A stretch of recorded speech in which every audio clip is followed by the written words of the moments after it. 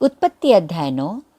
फिर परमेश्वर ने नूह और उसके पुत्रों को आशीष दी और उनसे कहा, फूलो फलो और बढ़ो और पृथ्वी में भर जाओ। तुम्हारा डर और भय पृथ्वी के सब पशुओं और आकाश के सब पक्षियों और भूमि पर के सब रेंगने वाले जंतुओं और समुद्र की सब मछलियों पर बना रहेगा। ये सब तुम्हारे वश में कर दिए जाते हैं। सब चलने वाले जंतु तुम्हारा आहार होंगे। जैसा तुमको हरे हरे छोटे पेड़ दिए थे, वैसा ही अब सब कुछ देता हूँ। पर मांस को प्राण समेत अर्थात लहू समेत तुम न खाना। और निश्चय ही मैं तुम्हारे लहू अर्थात प्राण का बदला लूंगा। सब पशुओं और मनुष्यों दोनों से मैं उसे लूंगा। मनुष्य के प्राण का बदला मैं एक एक भाई के बंधु से ले लूंगा। जो कोई मनुष्य का लहू बहाएगा, उसका लहू मनुष्य ही से बहाया जाएगा, क्योंकि परमेश्वर ने मनुष्य को अपने ही स्वरूप के अनुसार बनाया है। और तुम फूलो फलो और बढ़ो और पृथ्वी पर बहुतायत से संतान उत्पन्न करके उसमें भर जाओ।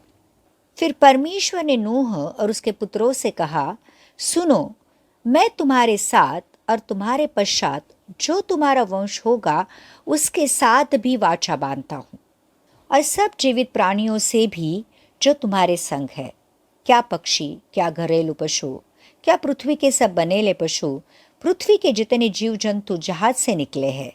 और मैं तुम्हारे साथ अपनी ये वाचा बांधता हूँ कि सब प्राणी फिर जल प्रलय से नष्ट न होंगे और पृथ्वी का नाश करने के लिए फिर जल प्रलय न होगा।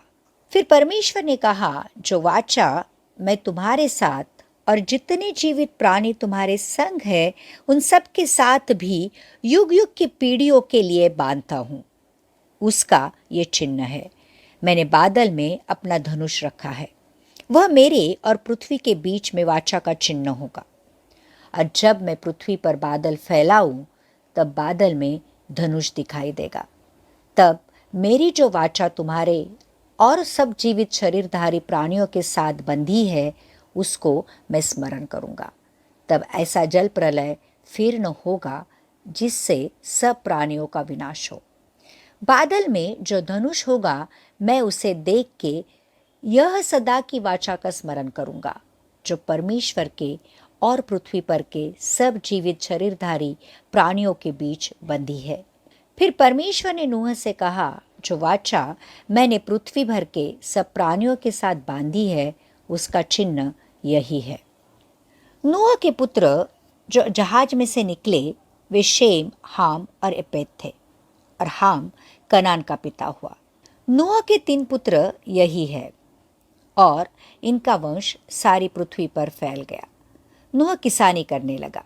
उसने दाख की बारी लगाई और वह दाख मधु पीकर मतवाला हुआ और अपने तंबू के भीतर नंगा हो गया। तब कनान के पिता हाम ने अपने पिता को नंगा देखा और बाहर आकर अपने दोनों भाइयों को बतला दिया।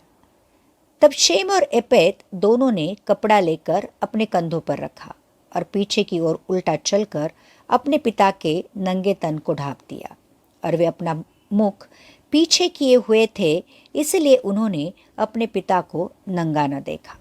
जब नूह का नशा उतर गया, तब उसने जान लिया कि उसके छोटे पुत्र ने उसके साथ क्या किया है।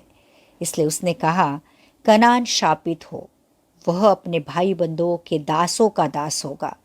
फिर उसने कहा, शेम का परमेश्वर यहोवा धन्य है और कनान शेम का दास हो। परमेश्वर यपेत के वंश को फैलाए और वो शेम के तंबुओं में बसे और कनान उसका दास हो। जल प्रलय के पश्चात नूह 350 वर्ष जीवित रहा। इस प्रकार नूह की कुल आयु 950 वर्ष की हुई। तत्पश्चात वो मर गया।